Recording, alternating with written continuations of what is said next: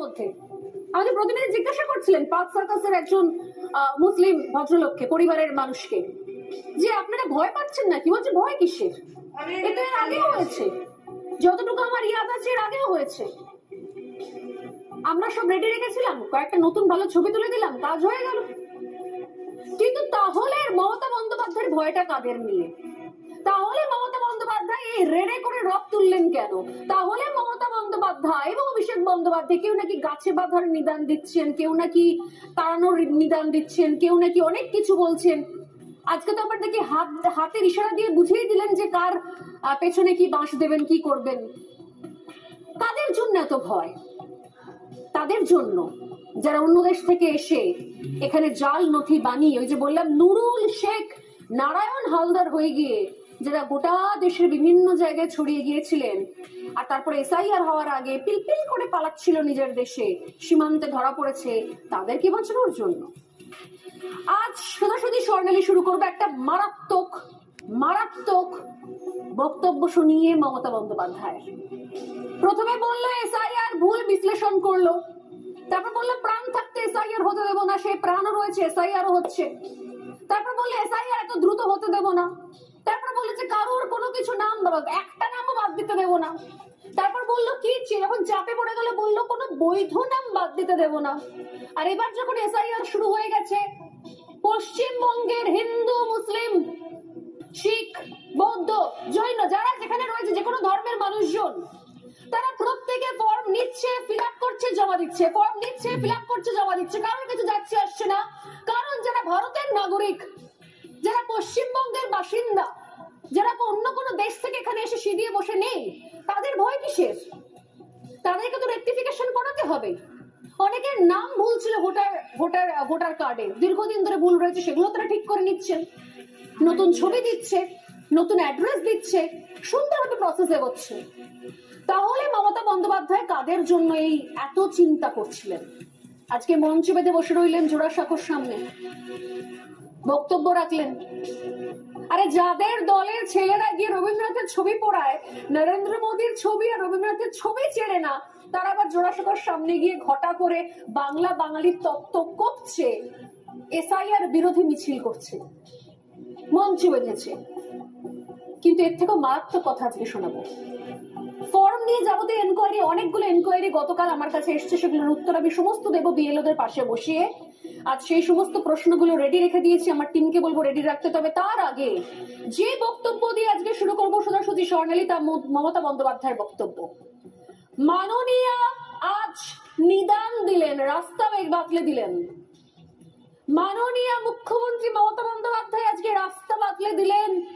বোধহয় সেই সমস্ত অনুপ্রবেশকারীদের, বোধহয় সেই সমস্ত রোহিঙ্গা বাংলাদেশিদের, বোধহয় সেই সমস্ত অবৈধ ভোটারদের যে কিভাবে এসআইআর কে ফাঁকি দেওয়া যায়।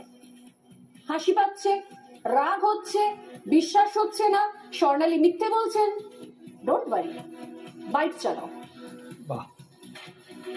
লিস্টে নাম নেই, আমাদের ক্যাম্পে যাবেন, বলবেন আমার নাম নেই, কারণ আমি মা বাবার সার্টিফিকেট ওখানে ছিল না। মা বাবার সার্টিফিকেট ছাড়া আরো যে ডকুমেন্ট গুলো আছে, সেই ডকুমেন্ট গুলো করিয়ে নেবেন। বুদ্ধি খরচ করুন। বিএলওকে বলবেন, দেখুন বাড়িতে আমি আছি, আমার ভাই কাজে গেছে, আমার ভাই কাজ থেকে যখন আসবে এই সময় বলে রাখবো আপনি আসবেন। আমরা আপনাকে थाला बाटी बेचे साहाଯ୍य करबो। कब्जा अगर आपके पास नहीं है तो वार्ड ऑफिस में, कॉर्पोरेशन में जाइए, जो कलकत्ता का है, जो म्यूनिसिपैलिटी का है, म्यूनिसिपैलिटी ऑफिस में जाइए, जो पंचायत का है, पंचायत ऑफिस में जाइए। अगर कुछ भी नहीं है तो आप हमारा जो कैंप चल रहा है उधर में आइए। একটাই কথা ইশারায় কাফি পড়ে যাচ্ছি, কেউ খাবে আর কেউ খাবে না, তা হবে না, তা হবে না। কারো অধিকার থাকবে, কারো থাকবে না, তা হবে না, তা হবে না। ভাবতে পারছেন আপনারা? একজন রাজ্যের মুখ্যমন্ত্রী, ভাবুন ভাবুন ভাবুন, শুনুন, একজন রাজ্যের মুখ্যমন্ত্রী তিনি উপায় বাতলে দিচ্ছেন যে কিভাবে এসআইআর কে ফাঁকি দিতে হবে। বলছে একটু বুদ্ধি খরচ করুন। বিএলও বাড়িতে এলে বলবেন যে আমার ভাই কাজে গেছে, এখন বাড়িতে কেউ নেই। এইটা বলে পাড়ার সমাধান ক্যাম্পে চলে আসুন।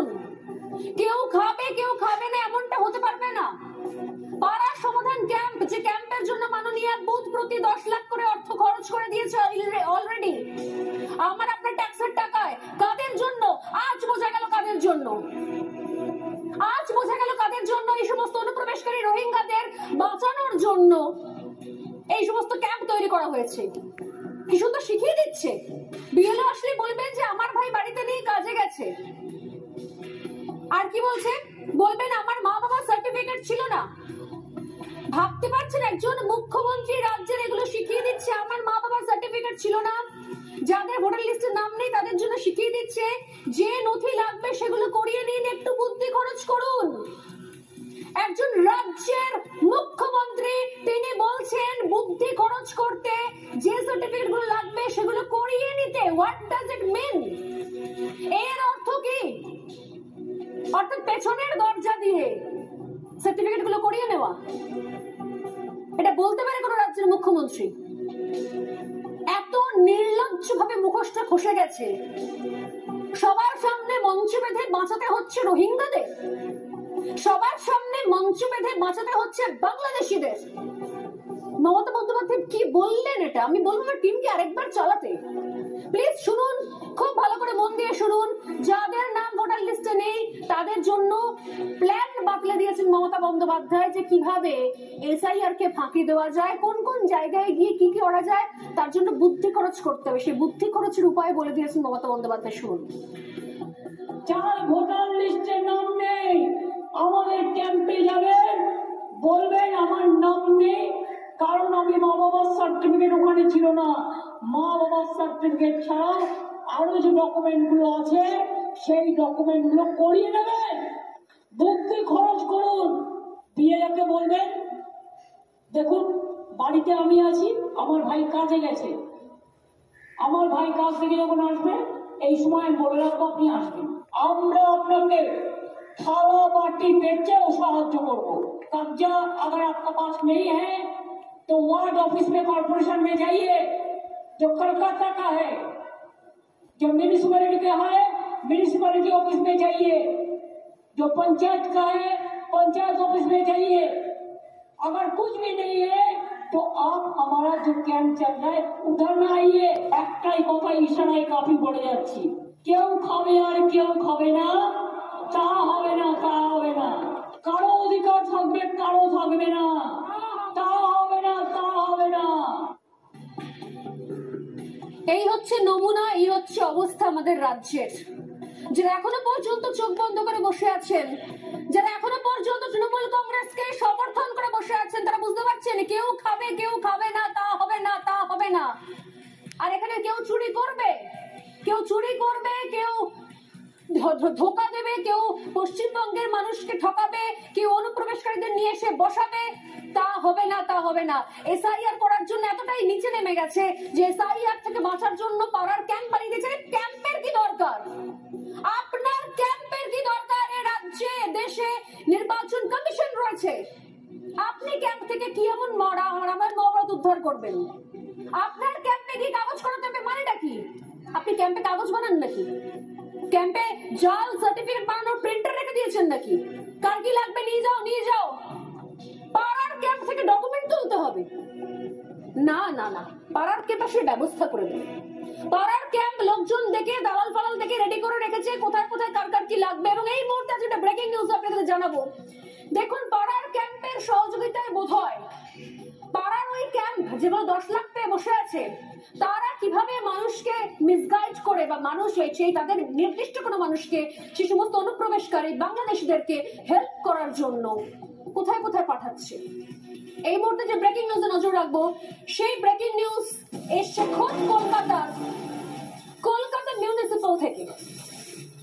কেএমসি তার সামনে দিনভর লম্বা লাইন, কলকাতা পুরসভার বাইরে দিনভর লম্বা লাইন। এসআইআর শুরু হতে জন্ম শংসাপত্র তোলার হিড়িক পড়ে গেছে।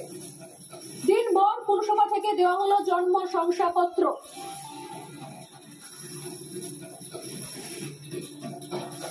বার্থ সার্টিফিকেট তোলার জন্য লম্বা লাইন। আমার এখানেই প্রশ্ন, যে বাদ যদি জন্ম শংসাপত্র, যদি কোনো সার্টিফিকেট নিতে হয়, যদি বাড়ির দলিল কাগজ নিতে হয়, তাহলে তো কেএমসি রয়েছে, তাহলে পাড়ার সমাধান ক্যাম্পে দরকারটা কোথায় ছিল?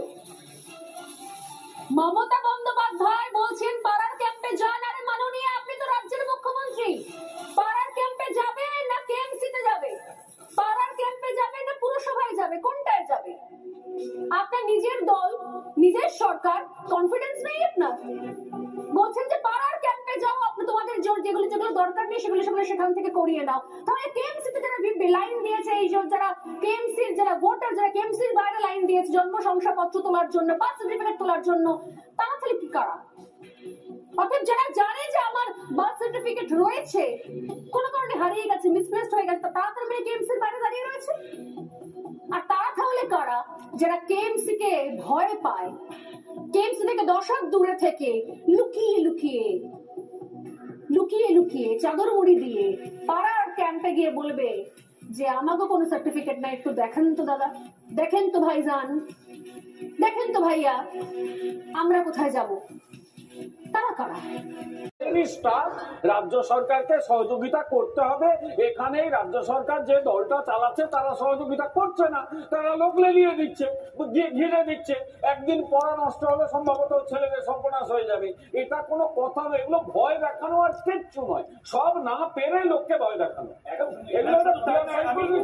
আমি একদম নির্দিষ্ট ভাবে বিএলও যারা রয়েছেন অন স্পট তাদেরকে নির্দিষ্টভাবে ইআরও তাদেরকে বলেছেন। এর আগেও আমরা দেখেছি নজরুল মঞ্চতে এটা নিয়েই বিক্ষোভ হয়েছে, দক্ষিণ চব্বিশ পরগনার যারা বিএলও ছিলেন তাদের নিয়ে।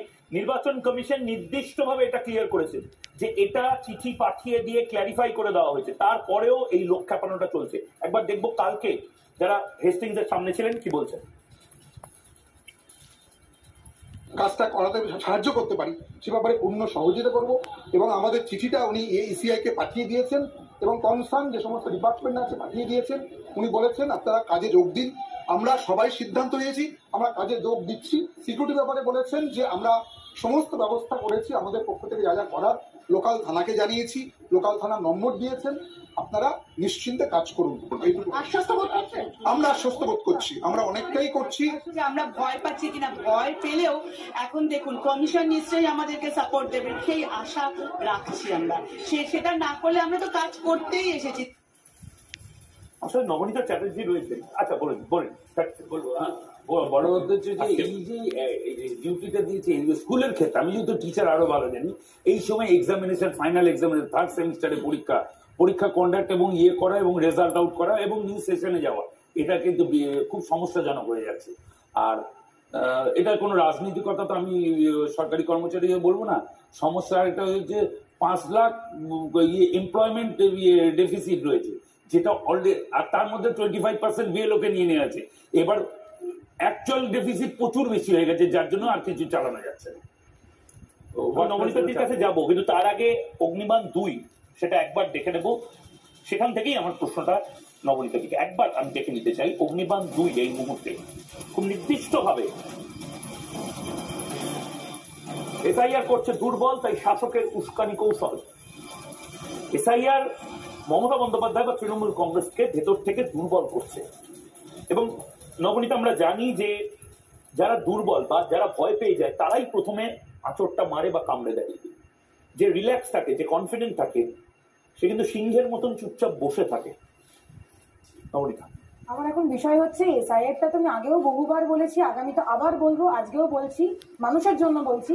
এসআইআরটা কোনোভাবেই কিন্তু কোনো তৃণমূল, বিজেপি, সিপিএম, কংগ্রেসের বিষয় নয়। This is a purely constitutional process. এটাতে যে বাধাপ্রাপ্ত দেবে, যে বাধা করবে, বাধা দেবে, সেটা তার অন্যায় ফান্ডামেন্টাল রাইটস এর এগেনস্টে যাবে।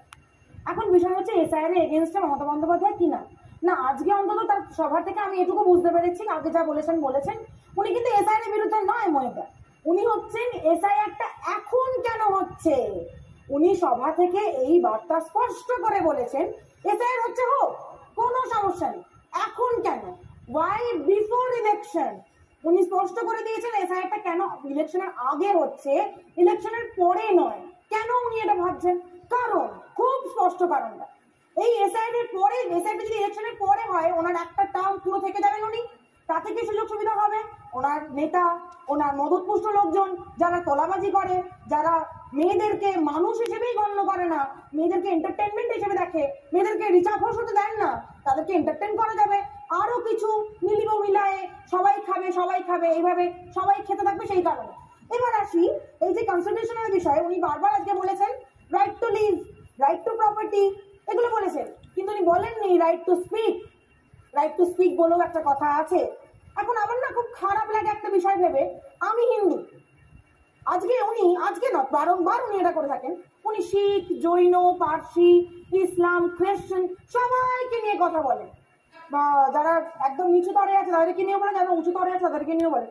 কখনো নাকি হিন্দুদের নিয়ে কথা বলতে দেখি না আমি। হ্যাঁ, এটা শুনে যদি আপনার মনে হয় আমি কোনো রকম ভাবে বায়াস, তাই যদি মনে হয় আমি স্বার্থপর, হ্যাঁ আমি স্বার্থপর। কারণ আমি যদি নিজেকে না ভালোবাসতে পারি আমি অন্যকে ভালোবাসতে পারবো না। আমি যদি নিজের ধর্মটাকে প্রথমে ভালো না বাসতে পারি আমি আপনার ধর্মটাকে ভালোবাসতে পারবো না। তাই আমি আমার হিন্দু ধর্মটাকে আগে ভালোবাসি। কেন হিন্দু ধর্মের লোকজন যদি উনি একটা কথাও বলেন না, এটা আমার ক্ষোভ। এই ক্ষোভ আমি হিন্দু হিসেবে রাখতে চাই।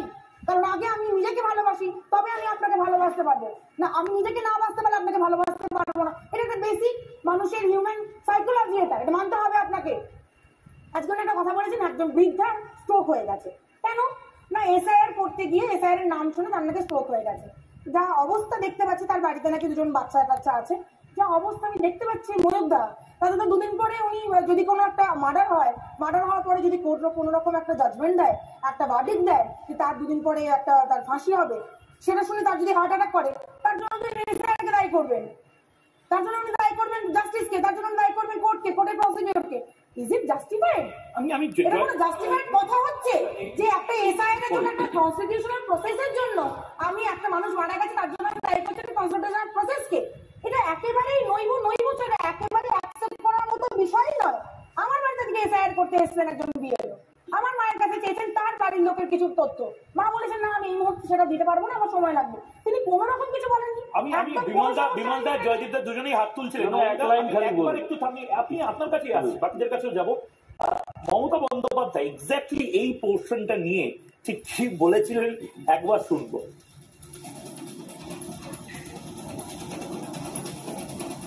2004-এ আমি তৃণমূল কংগ্রেসের প্রার্থী হিসেবে 39% ভোট পেয়ে একা জিতেছিলাম বাংলায়, আর কেউ জেতেনি। তো আপনারা যদি মনে করেন 39% পেয়ে আপনি 294টা সিট জিতবেন, 2% 3% ভোট কেড়ে দিয়ে মূর্খের সঙ্গে বাস করছেন, আমাকে স্বাধীনতার এতদিন পরে আজকে পরীক্ষা করতে দিতে হবে যে আমি ভারতীয় নাগরিক কিনা? আপনাকে প্রমাণ দিতে হবে আপনি এদেশের ভোটার ছিলেন কিনা। আপনাকে প্রমাণ দিতে হবে, আপনার জন্ম সার্টিফিকেট নিয়ে আসতে হবে। আরে ওরা তো ফেক সার্টিফিকেট বানিয়ে নেয়, আপনারা কি করবেন সবাই? আর ফেক সার্টিফিকেটের কোনো ভ্যালু নেই। বিমলদা, দুটো কথা বলি। প্রথম কথা, একবার একাধিকবার হিন্দু শাস্ত্রে গিয়ে উনি স্টেজে যা মন্ত্রপাঠ করেছেন, এরকম মন্ত্রপাঠ তৃতীয়বার শুনলে হার্ট অ্যাটাক আরো অনেকের হয়ে যাবে। আমি হাত জোর করে বলছি উনি যেন না পাঠ করেন, উনি যা আছেন তাই থাকুন, আর আমাদেরও হার্ট অ্যাটাক হয়ে যাবে। কিন্তু মমতা বন্দ্যোপাধ্যায় এখন থেকে বিজেপি এলেও আসতে পারে, মানে একদম ক্যালকুলেটিভ জায়গা থেকে বলছে। এবার দ্বিতীয়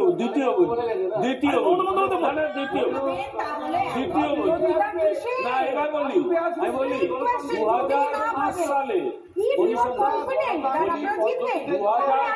উনি বলেছেন ঠিক 2004 সালে এককভাবে জিতেছিলেন দক্ষিণ কলকাতা কেন্দ্র থেকে, কিন্তু 2005 সালে যিনি একতলা কাগজ ছুঁড়ে পদত্যাগ করে চলে এসেছিলেন, বলেছিলেন পশ্চিমবঙ্গে কোটি কোটি ভোটার লিস্টে অবৈধ বাংলাদেশি আছে। আজ অব্দি তার কাছে আমার প্রশ্ন, আপনি একটাও খুঁজে কেন বার করেননি? ঠিক তাহলে আপনার বিরুদ্ধে এই অভিযোগ আসবে রাজনীতি করার, মিথ্যাচার করার। দুটো জিনিস আমরাও চাই, ম্যাডাম যেমন বললেন আমার বাড়িতেও আসুক, আমরাও দেবো, ঠিকঠাকটা হবে। এসআইআর এর পরে যেমন নিশীথ প্রামাণিক ভোট, যখন ইলেকশনটা হয়ে রেজাল্টটা বেরোয়নি, খুব ভালো ভোট হয়েছে, কোথাও রিগিং হয়নি বলে যখন রেকর্ড ভোটে হেরে গেল, তখন আবার উল্টে 25,000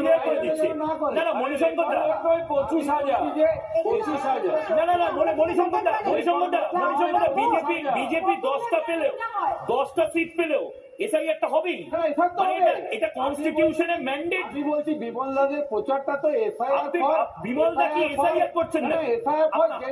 আমি আপনার থেকে, আমি জয়দীপের কাছে যাওয়ার আগে মণিশঙ্কর দা, আমি আপনার থেকে একটা ডেটা চাই।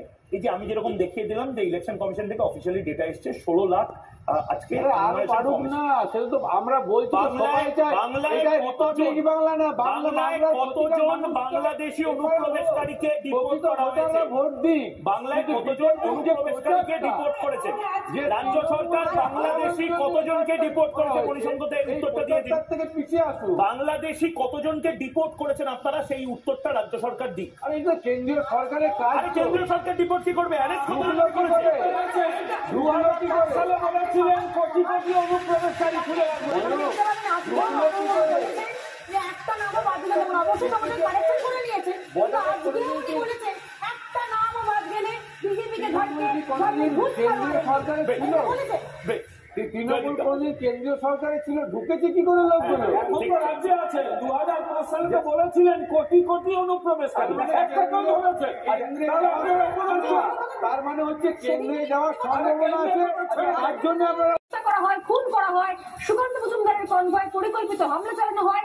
যদিও এবার কিন্তু বিষয়টা একটু আলাদা, কারণ এবার এই ঘটনার পরে সুকান্ত মজুমদারের কনভয় হামলার পর গতকাল রাত্রে আমার কাছে খবর আসে পাল্টা সেখানকার তৃণমূলের শ্রমিক সংগঠনের যে দপ্তর রয়েছে সেখানে পাল্টা গিয়ে ভয়ঙ্কর ভাঙচুর চালায় বিজেপি। এর আগে মঞ্চ থেকেই বিজেপির প্রথম সারির নেতা সুকান্ত মজুমদার ও শুভেন্দু অধিকারী তারা হুমকি দিয়ে রেখেছিলেন, হুঁশিয়ারি দিয়ে রেখেছিলেন যে মারের বদলা এবার মার হবে, পাল্টা হবে, মার খাওয়ার দিন শেষ। আমি জানি না তারই কোনো ইম্প্যাক্ট পড়েছে কিনা, কিন্তু গতকাল রাত্রে সঙ্গে সঙ্গে অ্যাকশন দেখতে পাওয়া গেল। সেখানেও কিন্তু তৃণমূলের যেটা শ্রমিক সংগঠনের দপ্তর ছিল সেখানে ঢুকে ভয়ঙ্কর ভাঙচুর চালানো হয়, রাত্রিবেলা তছনছ করে দেওয়া হয় এই সুকান্ত মজুমদারের কনভয়ের হামলার প্রতিবাদে।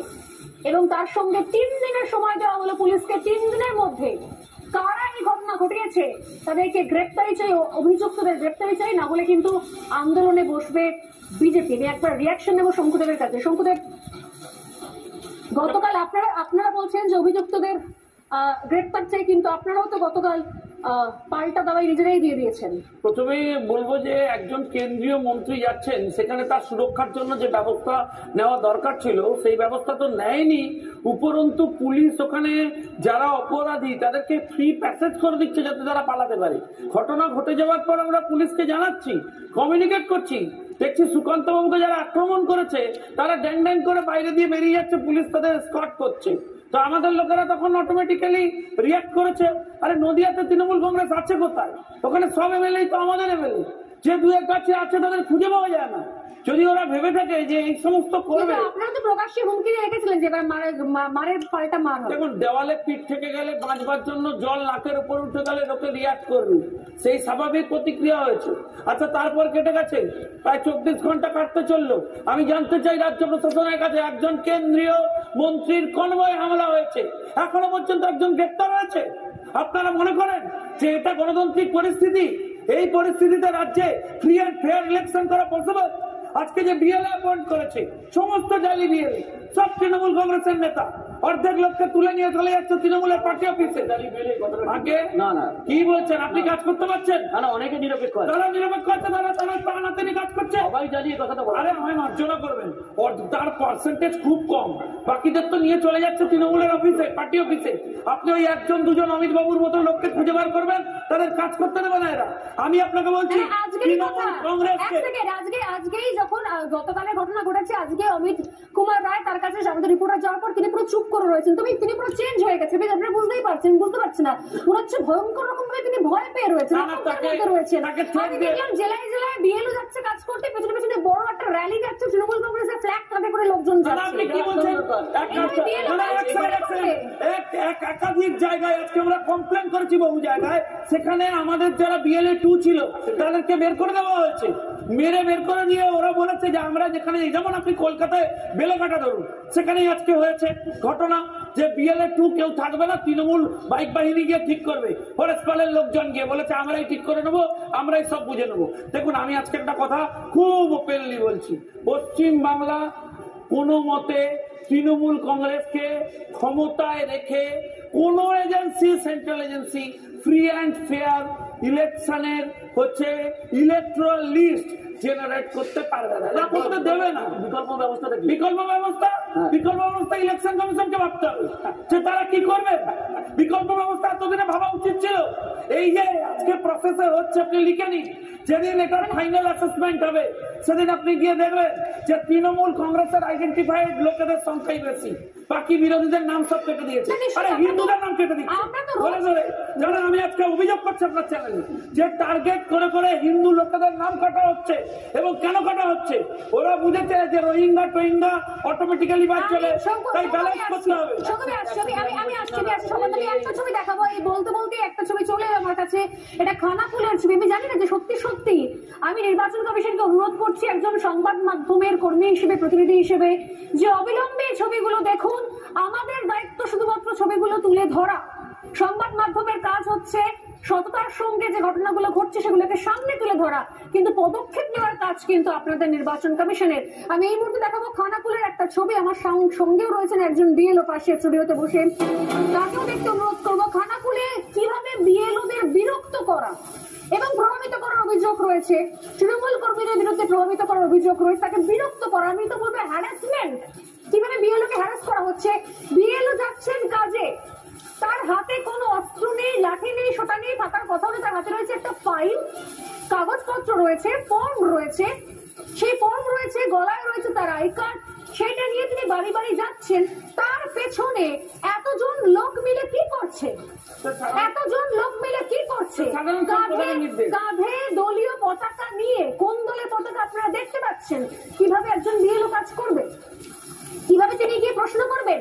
যদি তিনি কারোর বাড়িতে যান, এমন কারোর বাড়িতে যান, গিয়ে তিনি যদি দেখেন তার কাছে কোনো ডকুমেন্টস নেই, তার বাবা মা কেন, তার কোনো কারোর পরিবারের নাম কোনো ভোটার লিস্টে কোনোদিনও ছিল না, তিনি যদি তাকে চার্জ করতে যান তাহলে এরা তো প্রোটেকশন দিয়ে দেবে, তো আটকে দেবে, পাল্টা মারধর করবে, ভাগিয়ে দেবে সেখান থেকে। এই অবস্থায় একজন বিএলও কি করে কাজ করতে পারবেন? আরে ভাই, সবাই তো আর কলকাতা শহরে কাজ করছেন না, সবাই তো গিয়ে চন্দ্রিয়া ভট্টাচার্যের বাড়িতে যাচ্ছেন না, ক্যামেরা রয়েছে, মমতা বন্দ্যোপাধ্যায়ের বাড়িতে যাচ্ছেন না, তারা নিজেরা তো ফর্ম নিয়ে সাইন করে দিয়েছেন। কিন্তু বাকি বিএলও যাদেরকে প্রত্যন্ত প্রান্তে গিয়ে কাজ করতে হচ্ছে, বিভিন্ন জায়গায় গিয়ে কাজ করতে হচ্ছে, তাদের দায়িত্বটা কে নেবে? এটা খানাকুলের ছবি দেখছেন।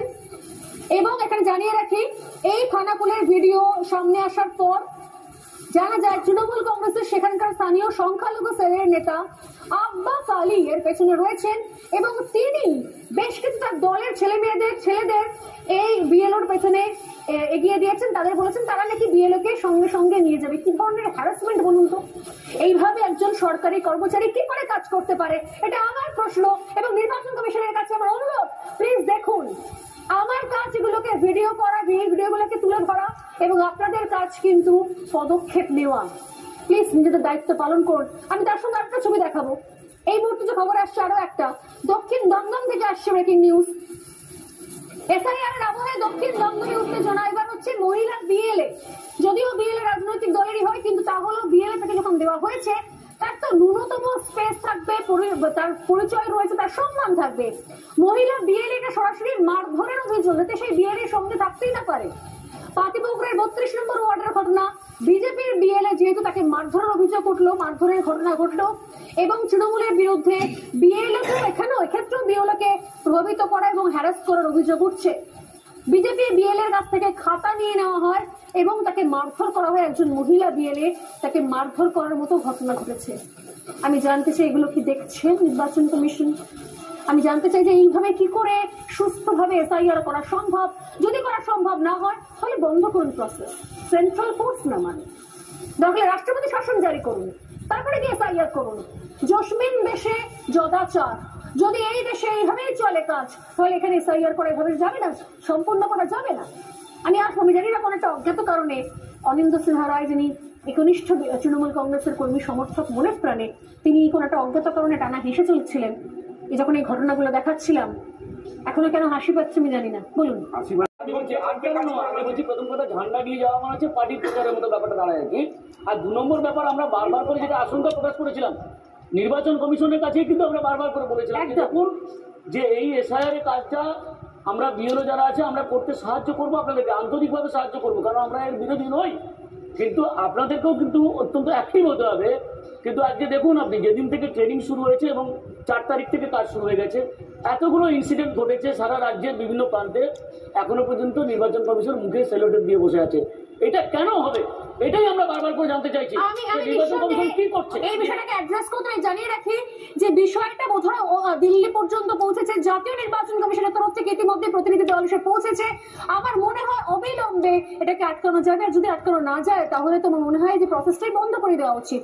অথচ শঙ্কুবাবুর কাছে লাস্ট আমি আসবো, উনি বলতে চাইছেন শঙ্কুদেব, এত যারা আপনাদের বিরোধিতা করেছে এবং যারা কেন্দ্রে বিজেপি সরকারের সব থেকে এসআইআর প্রসেসের বিরোধিতা করেছে, যার সঙ্গে কোনো রাজনৈতিক দলের কোনো সম্পর্ক নেই, তারা কিন্তু নিজেরা ফর্মটা ফিল আপ করে নিয়েছে প্রত্যেকে। আচ্ছা, এটা হচ্ছে নিজেদের বেলা আর্টিসার্টি, পরের বেলা দাঁত কপাটি। আমি শুধু একটা জিনিস বলতে চাই, এক লাইনে, যেটা হচ্ছে যে সারা বাংলায় সমস্ত অফিসার বলছি না, কিন্তু লার্জ স্কেল অফ অফিসারদের এনারা ভয়,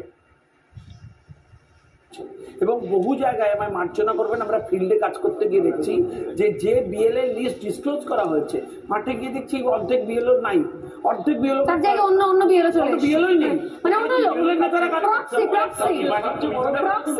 উল্লেখযোগ্য ব্যাপার যেটা হলো, দেখুন যে সংখ্যালঘু সম্প্রদায়ের মানুষ যাদেরকে ভয় দেখানোর চেষ্টা করা হয়েছিল তোমাদের নাম কেটে দেওয়া হবে, তারা কিন্তু ওয়েলকাম করছে। আমরা বিভিন্ন অঞ্চলে খবর তারা কিন্তু এসআইআর প্রক্রিয়াটাকে ওয়েলকাম করছে, যেটাকে মাননীয় মমতা বন্দ্যোপাধ্যায় মুখ্যমন্ত্রী ভয় দেখানোর চেষ্টা করেছিলেন যে দেখো সংখ্যালঘু সম্প্রদায়ের মানুষ তোমাদের নামটা কেটে দেওয়া হবে। ক্রমশ খুলে যাচ্ছে, নিজেরা ফর্ম ফিল আপ করে নিচ্ছে, আর আপনাদেরকে বোঝাচ্ছে ফর্ম ফিল আপ করবেন না, বাড়িতে ঢুকতে দেবেন না, বিএলও আসলে বলবেন যে ভাই বাড়িতে নেই, কালকে আসবেন, তারপর টুকুস করে চলে আসবেন, বুদ্ধি খরচ করুন, এই সমস্ত শেখাচ্ছে।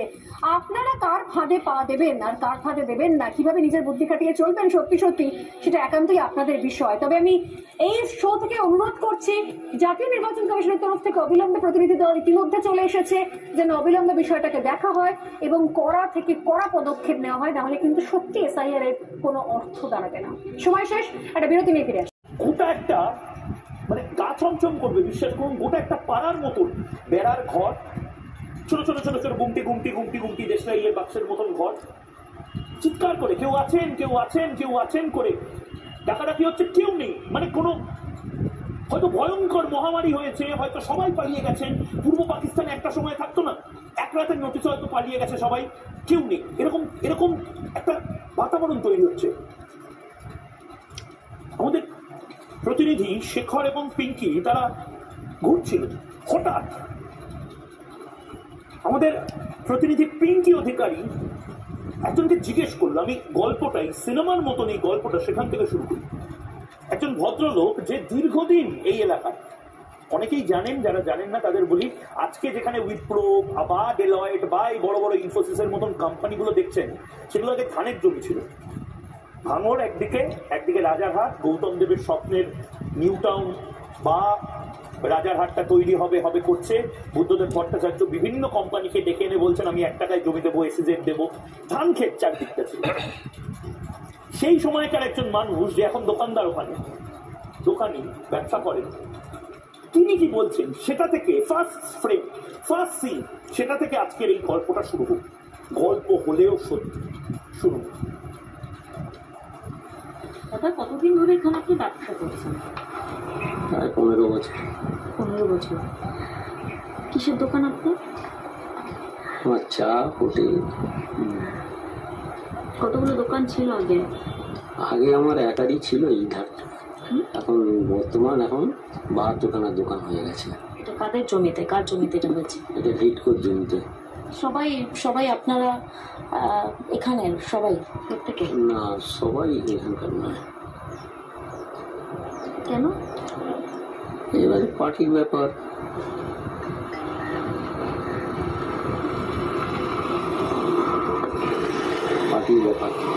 কিরকম পার্টির ব্যাপার? পার্টি মানে তৃণমূল পার্টির লোকজন এখানে? পার্টির লোকজনই বসেছে। আর কেউ নেই? হ্যাঁ, না, কোনো বাংলাদেশি নেই? বাংলাদেশি আছে, বাংলাদেশি মানে তারা ভাড়া নিয়েছে।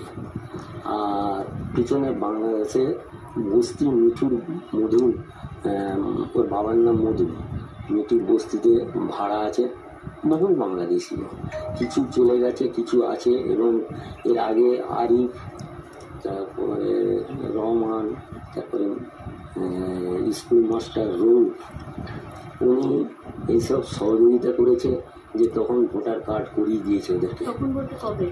এটা বছর, আজ 3-4 বছর আগে, বছর আগে সেই করে দিয়েছিল। তখন ভোটার কার্ড হচ্ছিল সেই সময় করে। এটা কারা যাদের নাম বললেন? এখানকার টিএমসি। এখানকার বলতে কোন জায়গা? 12 নম্বর ওয়ার্ডে। 12 নম্বর ওয়ার্ড।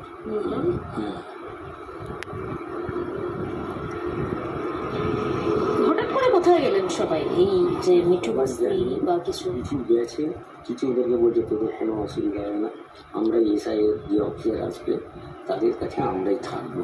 আপনার দোকানে কোনো এরকম কিছু হয়েছিল যেখানে বসে কাগজপত্র তৈরি করা হয়েছিল কখনো? হ্যাঁ, ওই পাশেই বসে তৈরি করা হয়েছে। কবে সেটা? সেটা ওই যখন ওই যে ভোটের সময় যখন ইয়েটা তুলছে। কোন ইলেকশনের সময়? ওটা ওই আধার কার্ড, ভোটার কার্ড আর সেই সময় হচ্ছিল। তাও ক বছর আগে, আজ 3-4 বছর 5 বছর হয়ে যাবে। মানে ওটা সব ফর্ম ফিল আপ করে ওদেরকে বাংলাদেশ থেকে কিছু লোক তাদের এখানে রয়েছে, তাদের আত্মীয় স্বজন নিয়ে এসে এইখানে যাতে ভোটারটা মানে বাড়ানোর জন্য ওটা করে দেবে। এলাকায় এই এসআইআর হওয়ার পর কোনো পরিবর্তন দেখেছেন, কোনো চেঞ্জ দেখেছেন? চেঞ্জ বলতে গেলে কীরকম? চেঞ্জ মানে আমি বলতে চাইছি বিভিন্ন জায়গা থেকে কোনো লোক আসতো কিন্তু হঠাৎ করে আসছে না, কোনো জায়গায় যে লোককে আপনি রোজ দেখতে পেতেন তাকে হঠাৎ করে দেখতে পাওয়া যাচ্ছে না, কিরকম চেঞ্জ? হঠাৎ করে কিছু লোককে দেখতে পাচ্ছি না। কত লোক, সেই সংখ্যাটা কত? সেই সংখ্যাটা এবারে ধরে এখন আছে তো প্রায় এখানে প্রায় 2-2.5 আছে, তার মধ্যে দিয়ে প্রায় 300-400 দেখা যাচ্ছে না। কোনো বস্তি এখানে ছিল? হ্যাঁ, বস্তি এখনো আছে, এখনো আছে। তাদের বউদের অনেকে বউ ছেলেকে পাঠিয়ে দিয়েছে, লোকটা আছে।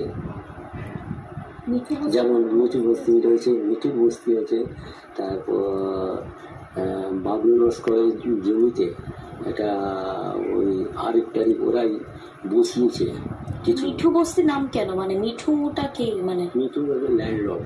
আচ্ছা, ওনার প্রায় এখানে 3-4 বিঘের মতো জায়গা আছে। এবার বাংলাদেশিরা সব এসে তাদেরকে ভাড়া দিয়েছে, এতটা জায়গা করে নিয়ে সে ইয়ে করে দিচ্ছে। আমি যদি ওখানকার স্থানীয়দের কথাও ধরে নিই, ওইটুকু এলাকা, আমি এলাকাটার নাম একদম নির্দিষ্টভাবে বলছি না একটাই কারণ আমি এই ইরেসপন্সিবল কাজটা করতে পারি না যেটা তৃণমূল কংগ্রেস করছে। দেশ বিক্রি করে দেওয়ার সামিল একটা কাজ করছে তৃণমূল কংগ্রেস। যেখানে আজ এই বাংলাদেশি অনুপ্রবেশকারীদের বস্তিটা তৈরি হয়েছে না, তার থেকে হেঁটে 10 মিনিটের দূরত্বে ভারতের অন্যতম বৃহৎ হোটেল চেনের একটি অত্যন্ত বড় হোটেল রয়েছে, যেখানে ইন্ডিয়ান ক্রিকেট টিম হোক বা ইন্ডিয়ান ফুটবল টিম হোক, সুপারস্টার হোক বা বিদেশি তারকা হোক, এসে বসবাস করে। আমি দায়িত্ব জ্ঞানহীন ভাবে ওই জায়গাটার নাম বলে প্যানিক ক্রিয়েট করাতে চাই না, যার ঠিক পাশেই নিউ টাউনের অন্যতম বড় শপিং মল, যেখানে বসে অনেকে ক্যাফে লাটে খেতে খেতে বলে দেখো দেশটার কি হয়ে গেল, প্যালেস্টাইনে তো কত লোক মারা যাচ্ছে। আরে নিউ টাউনে কি হচ্ছে দাদা? আমি নামটা বলতে চাই না, তার কারণ তার আশেপাশে জমির দাম এখন যা বেড়েছে, যে আবাসনগুলো রয়েছে, আমার বন্ধু বান্ধবেরও এই মুহূর্তে আবাসন রয়েছে ওখানে, কি নাম বলে এগুলোকে? কন্ডোভিল, জানেন তো? কন্ডোভিল বলে। কন্ডোভিল মানে কি একটা বিশাল বড় একটা গোটা ফ্লোর, সেটা পুরোটা অ্যাপার্টমেন্ট, জানলা দিয়ে দেখতে পাবে ওই মাসুদ কলোনি, যেখানে খুলনা থেকে লোকেরা এসে থাকে। মমতা বন্দ্যোপাধ্যায় চুপ। আমি তো বলবো মমতা বন্দ্যোপাধ্যায়, অভিষেক বন্দ্যোপাধ্যায়কে জবাব চায় বাংলা দেখুন, আজ দেখে অ্যাকশন নিন। আজ যদি অ্যাকশন না নেন, 2026-এ যদি আপনি মুখ্যমন্ত্রী থাকেন, তাহলে এই খুলনা থেকে এরা যারা এসেছে তারা যদি সংঘবদ্ধ হয়ে যায় অনুপ্রবেশকারীরা, আমাদের বিপদ হবে। আমাদের মানে কাদের? ভারতীয় হিন্দু, বৌদ্ধ, শিখ, জৈন, পারসিক, মুসলমান, খ্রিস্টান, এদের বিপদ বাড়বে। কারণ বাংলাদেশিরা, জেহাদি যারা ওখানকার বাংলাদেশি সংগঠনগুলো, তারা এখানে বিনা পাসপোর্ট বিনা ভিসায় থাকছে না। আপনি কি করে গ্যারান্টি দিচ্ছেন? এটা ময়ূক বলছে না, রিপাবলিক বলছে না। এই মাসুদ কলোনি, যেটা আগে নাম ছিল মিঠু কলোনি, ভাবুন উঁচু নামটা পছন্দ হয়নি, মাসুদ নাম ভয়ঙ্কর জনবিন্যাস পরিবর্তনের অন্যতম একটি নিদর্শন। কারা বলছে? নিজেরা। দম্ভটা দেখবেন জাস্ট। বলছে আমাদের কাগজপত্রের দরকার হয় না, আমরা ময়লা তুলি। কোথা থেকে এসছো? খুলনা থেকে। কোথা থেকে এসছো? পায়রা থেকে। পায়রাটা কোথায় জানেন? পায়রা আকাশে বছর ওরকম পায়রা না, পায়রা বলে জায়গা আছে বাংলাদেশে, সবটা দেখাবো। একটু ধৈর্য ধরতে হবে আজকে। এবং বাড়িতে বসে যারা খুব খুব বেশি করে নিউ ইয়র্কের কে মেয়র হয়েছে তাই নিয়ে আপনাদের খুব বেশি করে আগ্রহ, দয়া করে নিউ ইয়র্কের মেয়র নিয়ে আমার কোনো ইন্টারেস্ট নেই। আমার একটাই ইন্টারেস্ট, আমার বাংলাটা যাতে বাংলায় থাকে, গ্রেটার বাংলাদেশে পরিণত না হয়। দেখুন, on television, on record, on camera open বলা হচ্ছে আমি খুলনা থেকে এসেছি, 10-12 বছর কাগজ লাগে না, ব্যবস্থা করে দেয় দাদা। দেখুন কোন বস্তি? আপনারাই থাকেন এখানে?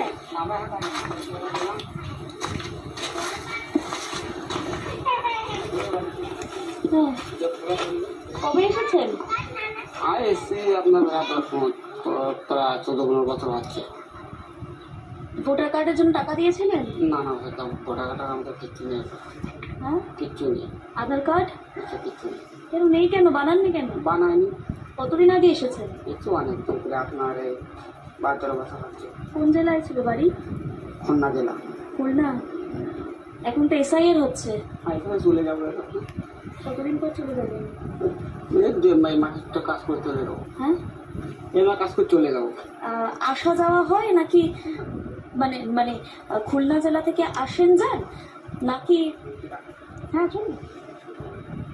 আমরা এসেছিলাম। দাদা এই বস্তিটার নাম কি? হ্যাঁ, মাসুদ বস্তি। এবং নিউ টাউনে এই বস্তিটি মূলত, এবং তারা জানাচ্ছেন তারা কাজ করেন এখানে। বহু মানুষ, বহু পরিবার এখানে থাকেন, খুলনা জেলার মানুষজন এখানে থাকেন। এবং মূলত এই যে বস্তিটি রয়েছে সেখানে বিভিন্ন প্লাস্টিক থেকে শুরু করে কাঁচের শিশি এগুলো কুড়ানো হয়, কুড়িয়ে তারা আসেন, এখানে রুজি রোজগার চলে। এবং যেমনটা জানাচ্ছিলেন মাসুদ বস্তির যারা আবাসিক বা থাকেন খুলনা জেলা থেকে এসছেন, এখনো আধার কার্ড ভোটার কার্ড বানানো হয়নি। আজিজুলদা, আমি আপনার কাছে প্রথমে যাব, তারপর লিটনবাবু এবং ওফেলিয়াদির কাছে যাব। কিন্তু আজিজুলদা, মানে এসাদের ভাগ হবে না, এটা আপনাকেও শুনতে হবে। এর পরের অংশে আজকে আমি আপনাকে বাংলাদেশ ভ্রমণ করাবো। ইনফ্যাক্ট আমি আর আপনি চলুন শোয়ের পরে বিনা পাসপোর্ট, বিনা ভিসাতে বাংলাদেশে অনেকে আমাকে খোঁজেও, আজকে তো মিনি বাংলাদেশে ঘুরে আসি বিনা ভিসাতে। দ্বিতীয় অংশে পায়রা বলে একটি জায়গা, সেখান থেকেও লোকজন এসেছেন। আমার খারাপই লাগছে, আমি সচরাচর চাই না এরমভাবে কম বয়সী ছেলে মেয়েদের মুখ এরমভাবে দেখাচ্ছে, সে ভারতের হোক বাংলাদেশের হোক। কিন্তু যাদের মুখ দেখাচ্ছি না নিউ টাউনে, তারা আমার দেশের নয়। আমার দেশটা আজিজুল বিশ্বাস, লিটন দা, ওফেলিয়া এবং ময়ূকেরই থাকবে। হরিদাস পালদের বের করতে হবে দাদা। মমতা বন্দ্যোপাধ্যায় এই এখনো রাত 8:20 এখন অব্দি আমি জানি না জবাব চাই বাংলা দেখছেন কিনা, কোনো অ্যাকশন নেননি। দ্বিতীয় অংশটা দেখুন একবার, তারপরে আপনার উত্তরটা নেবো। আজকে কেউ ঝগড়া করবেন আপনার সাথে, কারণ ভয়টা আপনার হোক। দেখুন, আমি একটু কথা বলবো। দাদা কি নাম? দাদা কোথায় গেলেন? উনি কোথায় গেলেন? ঠিক আছে, কোনো ব্যাপার নয়। আপনারা কবে এসেছেন? বহুদিন আগে না রিসেন্ট? আমার বেশি দিন হয়নি। তাও কতদিন হলো? না, অনেকদিন হয়ে যাচ্ছে। আমি ছোটবেলায় এবারে এসেছি। তাও মোটামুটি 10, 12, 13 ওই 12-13 বছর হয়ে গেছে। পড়াশোনা? না, পড়াশোনা না, বিয়ে হয়ে গেছে। মানে পড়াশোনা কি এখানে করেছো না বাংলাদেশে? এখানে করেছিলাম। এখানে করেছেন? কোন স্কুলে করেছিলেন? সে ঘুনি মোল্লাহারার দিকে। সেটা কোথায়? সে ওইদিকে। কত দূর? মানে এখানে না, তাও এবার সেই ইকো পার্কের দিকে। ইকো পার্কের দিকে? মানে ভর্তি কি করে হয়েছিলেন? কোনো ডকুমেন্টস ছিল না? বাড়ি কোথায় ছিল বাংলাদেশে? বাংলাদেশে বাড়ি আমি ঠিক জানি না, আমি তো ছোটবেলায় এইবার এসেছি। তারপর আধার কার্ড ভোটার কার্ড কিছু বানিয়েছেন? না, কিছু বানানো হয়নি। আরো একজন আছেন, মানে একটু কথা বলবো, কারণ এই বস্তিতে যারা রয়েছেন মানে প্রথম থেকে কি এই বস্তিতেই থাকেন না অন্য জায়গায় থাকতেন এখানে এসেছে? না, এখানে তো অনেকগুলো বস্তি। মানে এই বস্তিতে কতদিন থাকছেন? এই মনে হয় 4-5 মাস হচ্ছে। তার আগে কোন বস্তিতে থাকতেন? তার আগে ওইদিকে আরো বস্তি টস্তি আছে, ওইসব জায়গায় থাকতাম। এতদিন পর্যন্ত মানে কোথায় কোথায় ঘুরলেন এতদিন পর্যন্ত? অত কিছু মনে আছে না। দেখো, মূলত একদম বলা যেতে পারে এইভাবে, আমি যে ছবিটা তোমাকে দেখাচ্ছি, বাঁশের চালা, এই অ্যাসবেস্টর কে দিয়েছে? আপনারাই বাঁশ দেখেছেন না কেউ দিয়েছে আপনাদেরকে? এগুলো এইভাবেই ছিল। এইভাবেই ছিল 4-5 মাস আগে যখন দেখলেন? 4-5 মাস আগে আপনারা এসেছেন না আরো অনেকে এসেছে? অনেকেই এখানে থাকতো, আমরা এসছি, তারা চলে গিয়েছে, আমরা এসছি এখানে। বাড়ি চলে গেছে কেউ কেউ এসআইআর হওয়ার পর? আমি জানি না ওইসব। দেখো, এটা হচ্ছে তাদের বাড়ি এবং তুমি দেখতে পাচ্ছ অ্যাসবেস্টারের চাল দেওয়া, কোনো রকমে একদম বলাই বাহুল্য যে একদম কোনো রকমে একটা শেড দেওয়া রয়েছে, ফ্রিজ রয়েছে, কিছু আসবাবপত্র রয়েছে, খুব হ্যান্ডি জিনিসপত্র, এবং তারা যে কাগজ থেকে শুরু করে কাগজ প্লাস্টিক কুড়ানোর কাজ করেন সেগুলো কিন্তু এখানে রয়েছে। তুমি দেখতে পাচ্ছ এখানে প্রচুর ভর্তি ভর্তি জিনিসপত্র রয়েছে, যেখানে কাগজ প্লাস্টিক সমস্ত কিছু রয়েছে। তারা এইভাবে রুজি রোজগারে রয়েছেন। তবে বস্তির বেশিরভাগ জায়গাটাই ফাঁকা এই মুহূর্তে, এবং যারা যারা এখানে থাকেন প্রত্যেকে কিন্তু বাংলাদেশি সিটিজেন, এটা আমি বলে রাখি, কারণ তারাই বলছেন যে খুলনা থেকে এসেছেন, কেউ ফরিদপুর থেকে এসেছেন, কেউ বাংলাদেশের বিভিন্ন জায়গা থেকে এসেছেন, তবে তাদের কাছে না আধার কার্ড আছে না ভোটার কার্ড। এবং একের পর এক বহু বাড়ি আমরা দেখতে পাচ্ছি বন্ধ হয়ে পড়ে রয়েছে, বহু বাড়িতে এই মুহূর্তে লোকজনও নেই। তবে যারা রয়েছেন তারা বলছেন যে তারা বাংলাদেশ থেকে এসেছেন, অস্থায়ীভাবে এখানে রয়েছেন। আরো কয়েকজনের সঙ্গে কথা বলার একটু চেষ্টা করে নেবো যারা এখানে রয়েছেন, তাদের সঙ্গেও কথা বলবো। সুকান্ত মজুমদার গতকাল যখন নবদ্বীপ থেকে কর্মসূচি সেরে ফিরছিলেন, তখন তিনি দাবি করলেন তার কনভয়ে থাকা দুটো গাড়ি ভুল করে অন্য রাস্তায় চলে যায়। সেই গাড়িগুলো যখন একটি বাস স্ট্যান্ডে ঘুরিয়ে আবারও মূল কনভয়ের সঙ্গে যুক্ত হতে যায়, ঠিক সেই সময় কয়েকজন সেই গাড়িগুলো আটকায় এবং কেন তারা বাস স্ট্যান্ডে এসেছে এই জিজ্ঞাসাবাদ করে তাদের উপরে হামলা চালায়। দুজন বিজেপি নেতা আহত হয়েছেন। সুকান্ত মজুমদার বিজেপির তরফ থেকে সরাসরি অভিযোগ করা হয়েছে যে আক্রমণের পিছনে রয়েছে তৃণমূল আশ্রিত দুষ্কৃতীরা। দিলীপ ঘোষ গোটা বিষয়টা নিয়ে কি বলেছেন শুনুন। বিরোধী নেতা আগে গেছিলেন, তারপরে প্রাক্তন প্রেসিডেন্ট তথা কেন্দ্রীয় মন্ত্রী মানে সুকান্তবাবু ওখানে গেছিলেন। ফেরার সময় তার উপর অ্যাটাক করা হয়। পশ্চিমবাংলাটা আইন শৃঙ্খলা বলে কিছু নেই, একদম অ্যান্টি সোশ্যালদের হাতে সব চলে যাচ্ছে। এটাই বোঝা যাচ্ছে যে এখানে কোনো কাজ সুচারুরূপে হবে না। মমতা ব্যানার্জি তাই চাইছেন, কিছু একটা গন্ডগোল হোক, এসআইআর বন্ধ হোক, কিন্তু সেটা হওয়ার নয়। আর এই যে আইন শৃঙ্খলা পরিস্থিতি, সাধারণ মানুষ অত্যাচারিত হচ্ছেন বারবার, এটাই এদের পতনের কারণ।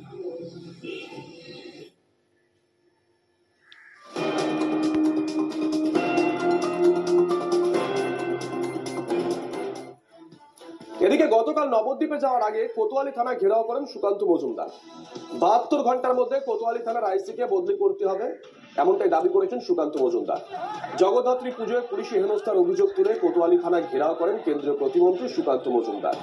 অভিযান ঘিরে তুলকালাম পরিস্থিতি বাধে কৃষ্ণনগরে। থানার সামনে পুলিশের সঙ্গে তর্কাতর্কি, ধস্তাধস্তিতে জড়িয়ে পড়েন বিজেপি কর্মীরা। আইসিকে ক্ষমা চাইতে হবে বলে দাবি তুলেছে বিজেপি। সুকান্ত মজুমদার দাবি করেছেন 72 ঘন্টার মধ্যে সরাতে হবে ওই থানার আইসিকে। 72 ঘন্টার মধ্যে এই আইসিকে পরিবর্তন করতে হবে, নাহলে আমাদের আন্দোলনকে আরো আমরা তীব্র করব। এর সাথে সাথে হচ্ছে চিন্টু মাহাতো, তিনি অনেক বীরত্ব দেখিয়েছেন। কি ছেলে দেখেছেন কিনা? আমি পরিষ্কার বলে দিচ্ছি, চিন্টু মাহাতো কোথায় ঘুষের পয়সায় কি কি করেছে তার একটা হিসাব তৈরি করুন, তার ব্যবস্থা আমি করছি। আরো একটা বড় খবর, অত্যন্ত তাৎপর্যপূর্ণ। নির্বাচন কমিশনের পরিসংখ্যানে বিস্ফোরক তথ্য। গত 23 বছরে রাজ্যের সীমান্তবর্তী জেলায় অস্বাভাবিক ভোটার বৃদ্ধি হয়েছে। 2002 থেকে 2025 মধ্যে রাজ্যে ভোটার বৃদ্ধির গড় 67.28%। কিন্তু রাজ্যের একাধিক জেলায় গড় অনেক বেশি। ভোটার বৃদ্ধির গড়ে সেঞ্চুরি করে তাক লাগিয়ে দিয়েছে সীমান্ত লাগোয়া উত্তর দিনাজপুর। ভোটের হাওয়া প্রবল বেগে বইতে শুরু করেছে রাজ্যে। সৌজন্যে এসআইআর নিবিড় সমীক্ষার পর বাংলার ভোটার লিস্টে কত নাম থাকবে আর কত বাদ যাবে তা নিয়ে এপক্ষ অপক্ষের লড়াই তুলবে। বিহারে যদি 50 লাখ বাদ যায়, এখানে 1,25,00,000 বাংলাদেশি মুসলমান আর রোহিঙ্গা বাদ যাবে।